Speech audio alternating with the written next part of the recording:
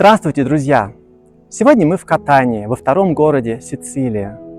Это потрясающий город, который был создан многими цивилизациями на протяжении 7 веков.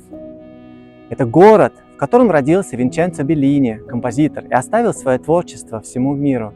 Это город, который находится буквально у жерла самого мощного и крупного вулкана в Европе, вулкана Этна. Вы видите его на заднем плане. Это город, который был создан буквально из пепла в XVIII веке после последнего крупного извержения Этны. Это город любви, красоты, вкусной еды. Пройдясь по улицам этого города и увидя всю вот эту архитектуру, созданную разными цивилизациями, вы потеряете связь с реальностью, как это произошло вчера со мной. Я просто ходил по улицам, погруженный в эту красоту, наслаждался, проникался ей. И в какой-то момент у меня даже потекли слезы от осознания всего этого. Общаясь с людьми, возникает ощущение, что люди здесь сразу принимают тебя в свою сицилийскую семью, разговаривают с тобой, обнимаются с тобой, делают фотографии, приглашают тебя домой, угощают тебя вкусной едой. Обо всем об этом я постараюсь рассказать вам в этом видео, раскрыть всю вот эту красоту особенностей сицилийского менталитета. Поэтому оставайтесь до конца, буду рад. Давайте начинать.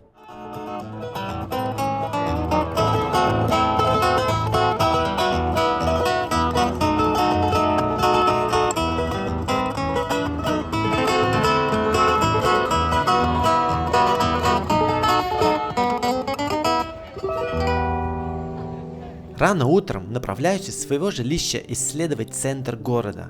Кстати, самый дешевый и интересный способ проживания на Сицилии – это Airbnb. Это когда вы снимаете комнату у хозяев. Комната на двоих обойдется примерно в 50 евро за ночь, но у вас будет привилегия общения с хозяевами, то есть с местными жителями, которые вечерами пригласят вас за стол поесть и пообщаться, а это очень приятно, поверьте. В XIX веке в Катании родился Винченцо Беллини, который стал известным композитором и является гордостью города. Он вошел в историю музыкальной культуры как выдающийся мастер бельканто, что в переводе с итальянского означает «прекрасное пение». Его еще называли творцом итальянских мелодий. Результатом его творчества стали 11 успешно написанных опер. Как раз стиль бельканто подходит для оперы, потому что там поют, используя прекрасное беллиниевское бельканто. Винченцо Беллини был любовником русской княгини Юлии Самойловой, но в конце концов она предпочла ему Джованни Баччини и финансировала его оперы. Он тоже был композитором и конкурировал с Беллини. В итоге популярность Беллини возросла до небес, а кто-то остался с носом. Катанцы чтят память своего великого горожанина, и как вы уже видели, в честь него в городе есть одноименный парк с виллой, в которой он проживал, функционирует прекрасный театр его имени, и в центре стоит статуя, посвященная ему.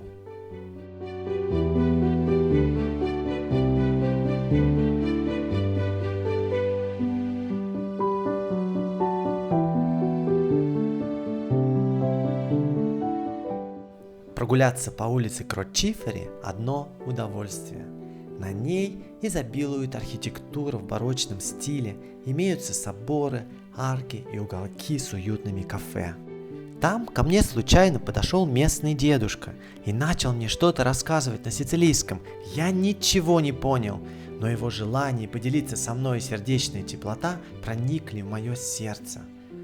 Allora, questo è un vecchio convento storico dove c'erano i preti che imparavano ai ragazzini piccolini. Он рассказал, что в этом здании была школа-интернат, где детей обучали ремесленным профессиям.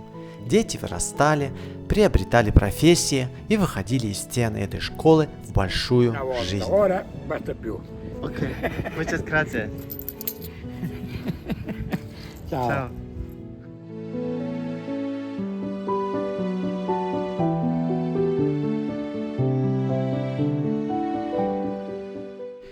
Тут я собрал несколько живых фактов о сицилийцах. Так вот, если вы сицилийца назовете итальянцем, считай, вы пропали. Шучу, конечно же. Вас поправят и скажут: нет, мы не итальянцы, мы сицилийцы, и улыбнутся при этом. История Сицилии, отличная от истории основной Италии, позволяет им так думать, и это справедливо.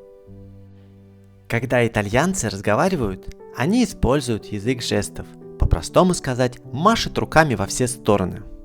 Так вот, есть такая поговорка: если итальянцу завязать руки, то он не сможет говорить, а сицилиец и подавно.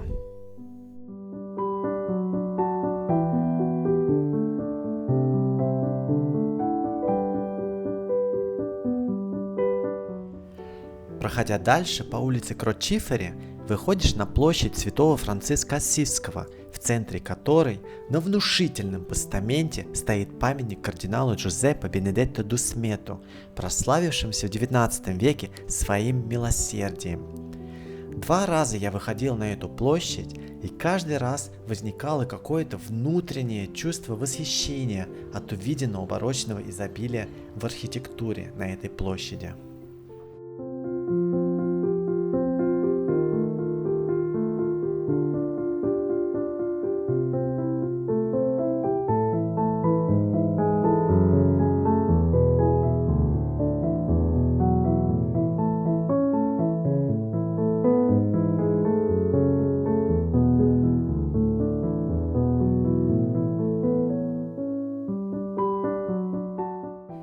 Обращаемся к следующим фактам. Стиль вождения на Сицилии очень своеобразен, поэтому если вы берете машину в аренду, обязательно берите полную страховку, так как машины здесь очень любят здороваться друг с другом, оставляя на память царапины и вмятины. Во время езды вы будете потеть, пыхтеть, ругаться, скорее всего, матом, так что имейте в виду.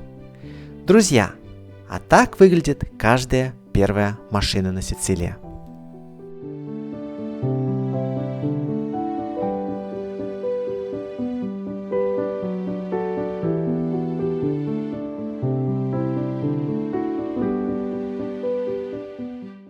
Культ еды в Сицилии настолько силен, что, например, на пицце имеет значение даже то, каким образом нарезаны оливки или другие компоненты. Настоящий сицилиец даже по фотографии сможет отличить настоящую итальянскую пиццу от, так сказать, подделки. Так что не спорьте с сицилийцами о еде, вы все равно проиграете.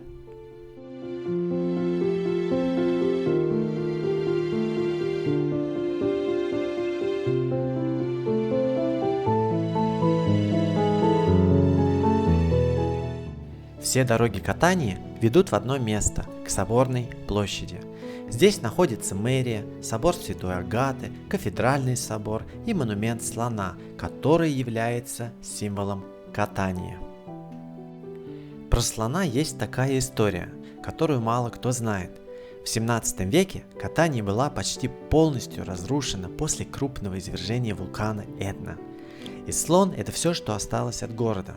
После землетрясения его нашли уцелевшим, и он стал символом города.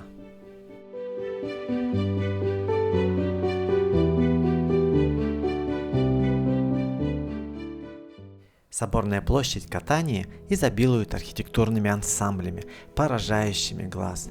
Предлагаю вам насладиться шедеврами барокко.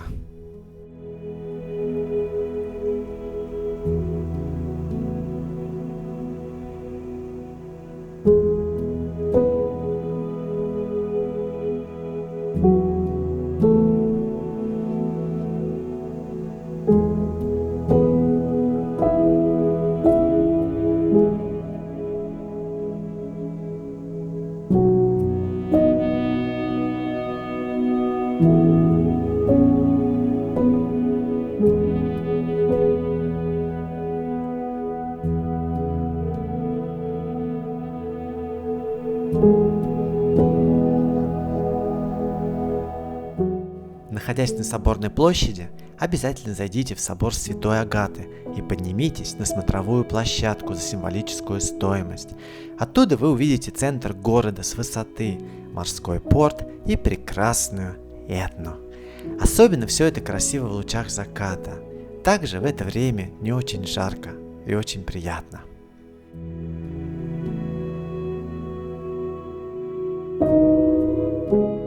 Катания – это красивый благостный городок, пока не узнаешь, что он находится на склоне самого грозного вулкана в Европе – Этна. Этна непрерывно извергается уже 500 тысяч лет. Из нее вырываются языки пламени, она плюется пеплом и пыхтит газом. Катания в зоне постоянного риска. Если Этна начнет извергаться, то Катании достанется первой. Последний раз город был разрушен в 17 веке от вулкана Этна, но жители Катании отстроили город снова и живут дальше. Жители Катании – уникальные люди. Они только рады такому соседству с вулканом. Когда вулкан начинает извергаться, в город приезжает вдвое больше туристов. И другой важный момент. Из вулканических пород делают очень много строительного материала. Это плитка, это тротуары, это камни, из которых строят дома. Но вулканический песок после извержений лежит просто везде. На крышах и на стеклах автомобилей, на дорожках и даже в волосах.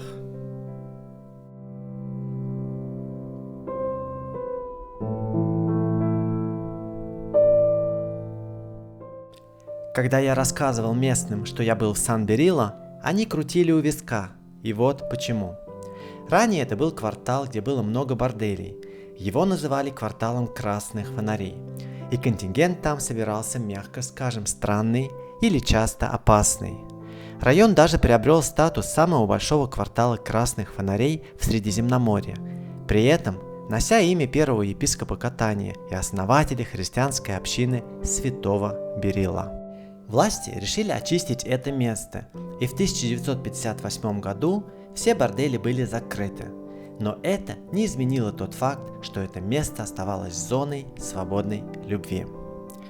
Одновременно с этим в районе произвели реновацию и переселили 40 тысяч людей, живших в ужасных условиях, в западную часть города, в район Сан-Леоне, который в народе называют вторым Сан Берилло. Большую часть района снесли бульдозером. От старого города осталось несколько улиц. Был разработан план по улучшению уровня жизни, который закончился громкой строительной аферой, и ничего не получилось. В той спекуляции были замешаны криминальные структуры и власть. Имена известны, правосудие бессильно. Сейчас из этого места сделали арт-район с креативными кафе и граффити и рисунками на стенах, часто изображающих фей и мотыльков как напоминание о прошлой бурной жизни района. Но много мигрантов и странных людей так и осталось там. Я их видел сам своими глазами, так что не советую туда идти в темноте. И прячьте свои телефоны и держите крепко сумки, если вы все же решили там пройтись.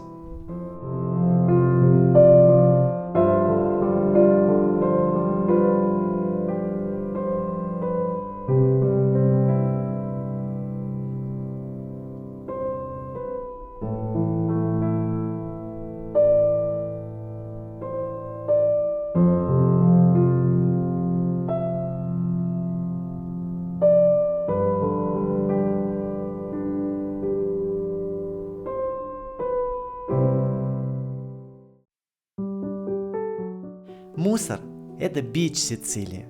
Все его везде кидают, и, похоже, никто его совсем не убирает. Люди приспособились даже спускать мусорные пакеты с верхних этажей на веревочках. По-моему, это гениально и просто. Но зачем в такую жару пожилым людям шлепать по лестницам с этажа на этаж? Вопрос лишь в том, собирают ли этот мусор городские службы. Ответ очевиден – нет. Район Онина-Пиканелло находится в восточной части города. Район Пиканелло известен своими старыми виллами, которые со временем были застроены более высокими многоквартирными домами.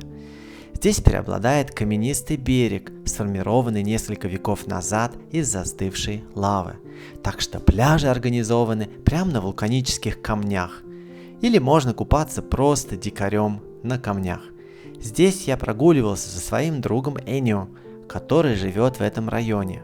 Здесь достаточно спокойно по сравнению с центром города, но также заметно, что это более бедный район. Но близость к пляжам – это в любом случае большой плюс.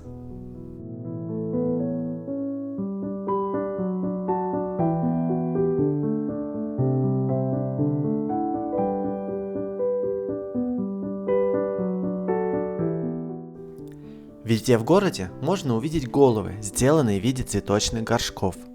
Есть такая история, что одна девушка узнала, что ее муж изменяет ей с другой женщиной, и у них есть ребенок. Но когда он спал, она решила отомстить ему и отрезала его голову, сделала из нее цветочный горшок. Везде на Сицилии можно встретить такие горшки и сувениры. Вот такая история. Так что если у вас есть девушка или жена с Сицилии, то будьте аккуратны, как бы чего не было.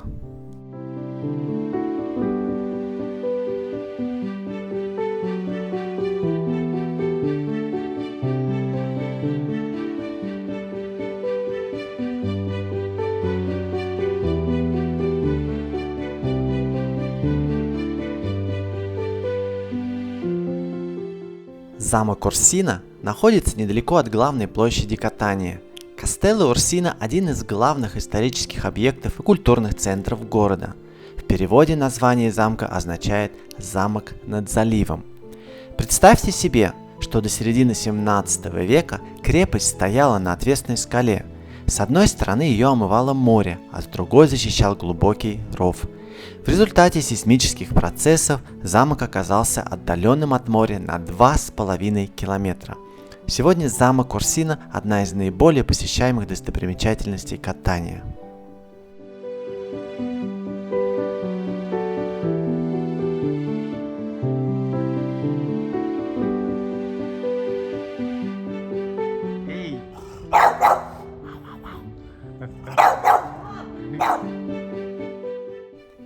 При монастыре Сан-Николо-ля-Рена, который внесен в список всемирного наследия ЮНЕСКО и был построен бенедиктинскими монахами во второй половине XVI века, находится церковь, к которой я и продвигаюсь.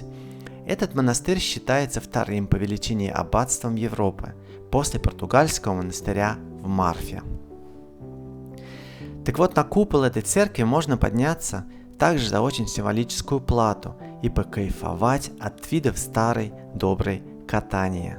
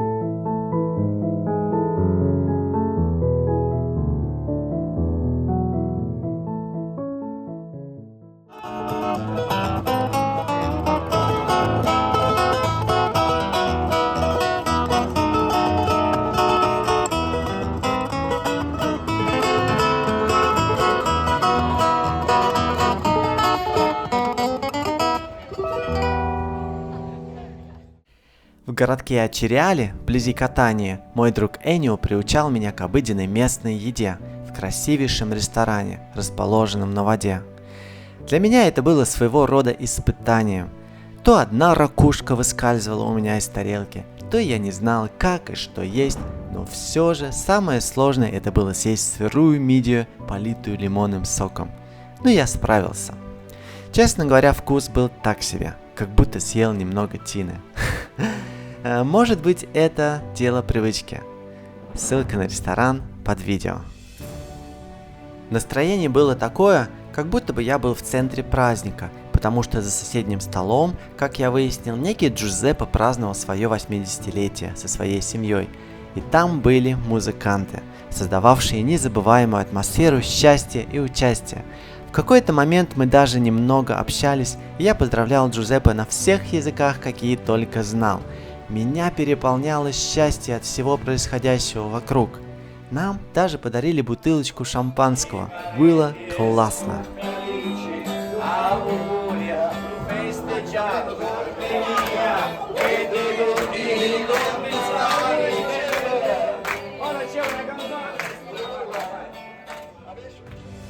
Изысканность сицилийской кухни – это божий дар, по-другому и не скажешь. Часто встречающиеся оранчини – это обжаренные или запеченные кукурузные конусы, которые подаются с разными начинками. Это рыбы всех видов готовки и, конечно, креветки и мидии, как сырые, так и вареные.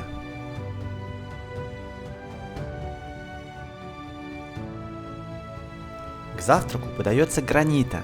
Это размельченный фруктовый или фисташковый лед, который кушается с булочкой, которая называется туппо, и все это запивается кофе. Напиток зельц аль лимоне, который очень легко делается из газировки, лимонного сока и соли, очень хорошо утоляет жажду.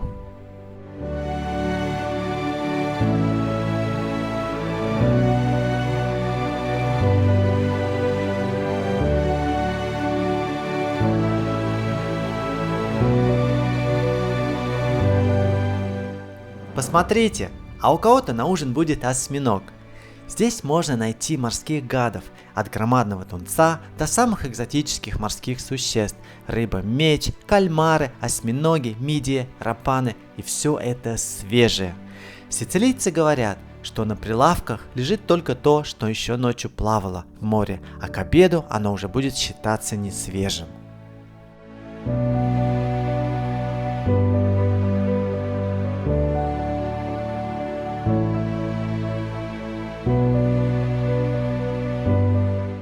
На рынке можно попробовать живые мидии.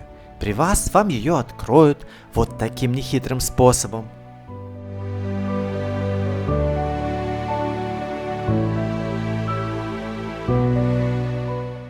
Польют лимонным соком. Вуаля! Лакомство готово! Приятного аппетита!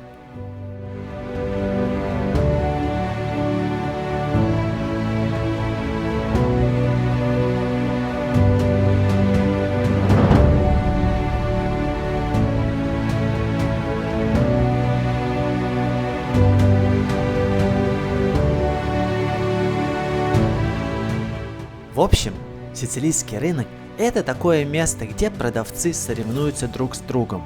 Кто громче, так они завлекают покупателей.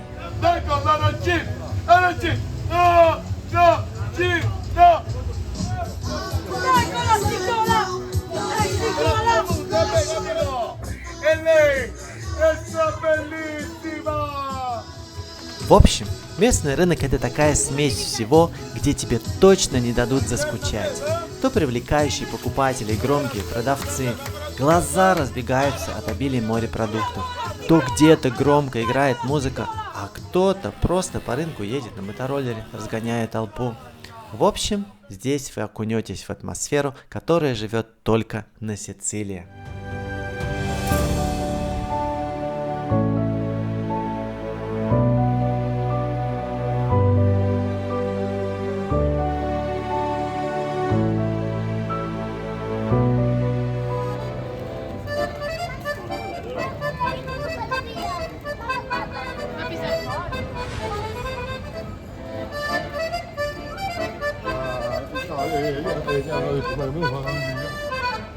Римский амфитеатр, находящийся в центре Катании, дошел до нас со II века. Театр был построен из лавового камня и вмещал около 30 тысяч зрителей. Изначально главной функцией театра были игры и развлечения для горожан, но потом в нем разместились магазины и коммерческие предприятия.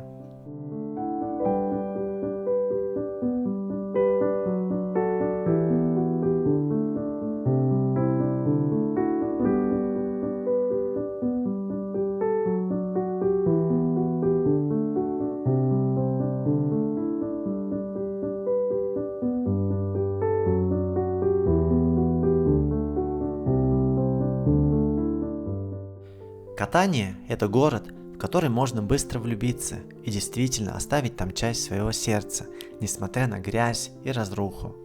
Потому что все определяют люди, которые готовы распахнуть свою душу, как вот этот дедушка на остановке, который стал рассказывать нам о своей семье и стал показывать фотографии своих детей. Io di 17 a 31 anni io papà 5 figli io 31 anni papà 5 figli ora E come ti chiami? Giuseppe Oh, bene. Находясь в Катании, вам нужно посетить вулкан Этна и подняться на максимально разрешенную высоту. Ехать туда нужно как можно раньше. Если к 8 утра будете у фуникулера, будет не так много народа. Буквально через 1,5 часа там будут толпы. Поэтому мы решили ночевать в деревне Николосе, которая находится на полпути к Этне, на высоте около 1000 метров. Честно говоря, ночью я просыпался от того, что у меня закладывало уши. От Николоси до станции фуникулера на машине было ехать около 30 минут. По дороге мы наслаждались прекрасными ландшафтами.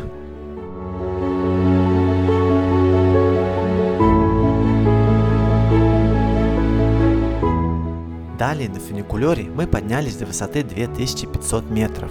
Это заняло около 10 минут. По дороге мы видели черные горы Этны.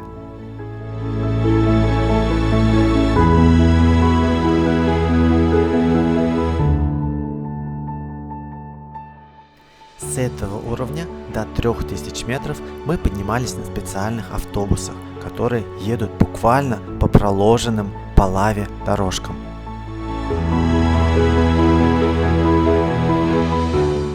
Поднявшись на самый верх, гид рассказывал интересные истории про вулкан, про лаву и про извержения.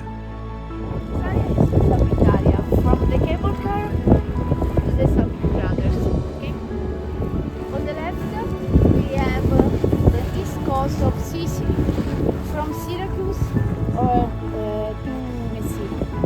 And the long beach is Catania, the white beach. And in the middle, look, the big rock inside the sea and the little island is Anfiteatro. It's very important for geologists because the first eruption of Etna was there, okay, 500,000 years ago. And after all the eruption moved to the west side. На Этне мы были в конце июля, а все то, почему мы ходили, вот эти черные камушки, которые легли слоем в несколько метров, извергалось 4 июля, когда Этна немного проснулась. Даже пришлось закрывать аэропорт Катании из-за облака пепла. Эти камушки очень воздушные, как пемза. Их легко смять руками, но со временем они окаменевают, превращаясь в твердые породы, из которых даже строят дома. Вот посмотрите, вот эти красноватые породы и были огненной лавой в начале июля. Потом под воздействием кислорода она превращается вот в такие черные камушки. Только представьте, все вот это место было залито красной текущей лавой. И все это было только в начале июля. И в конце июля мы гуляли там с экскурсией.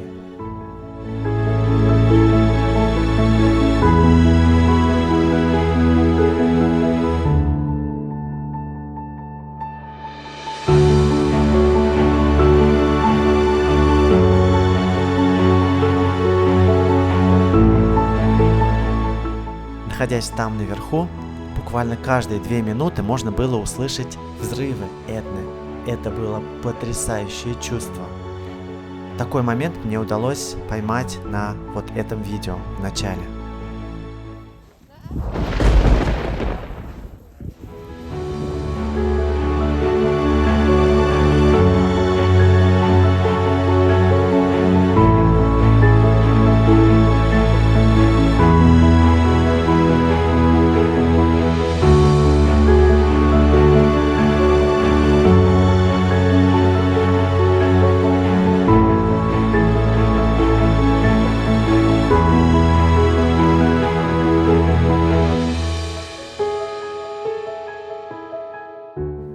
Ну и подводя итоги этого видео, хочется сказать, что самая важная красота – это не та красота, которую мы видим глазами, а это то, что находится в сердцах и душах людей и проникает глубоко в наше сознание. Сицилийцы – это один из хороших примеров того, как люди должны взаимодействовать друг с другом. Открыто, просто и с человеческим теплом. Поэтому стоит посетить этот остров, чтобы почувствовать все это самим.